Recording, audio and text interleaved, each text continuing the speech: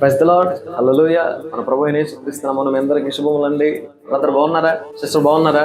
మన ప్రభు మనల్ని అందరిని ప్రేమించి మరి నూతన దినాన్ని ఇచ్చాడు కదా. 10 నిమిషాలు ఇస్తూ ప్రార్థనలు ఆయన మాటలు ఖచ్చితంగా ధ్యానం చేద్దాం. భక్తులు కొంతమంది ఎలా ఉంటారంటేనండి, బైబిల్ చదవడానికంటే ఎక్కువగా ప్రార్థన చేస్తూ ఉంటారండి. తప్పేం కాదు. నేనేమంటున్నానంటే బైబిల్ చదవాలి, ప్రార్థన చేయాలి, రెండు బ్యాలెన్స్డ్ గా ఉండాలి. అందుకే మొదటి కీర్తన 2వ చరణం ఏమవుతుంది? యెహోవా ధర్మశాస్త్రమునందు ఆనందించు, దానిని దివారాత్రము ధ్యానించువాడు ధన్యుడు. దివారాత్రము ధ్యానించాలి, ఆనందించు ధ్యానించాలి. కొంతమంది భక్తులు ఎలాగ చదువుతారో తెలుసా? 20 వచనాలు ఉంటే 20 వచనాలని వారం చదువుతారు ఈజీగా. మహా జ్ఞానులండి.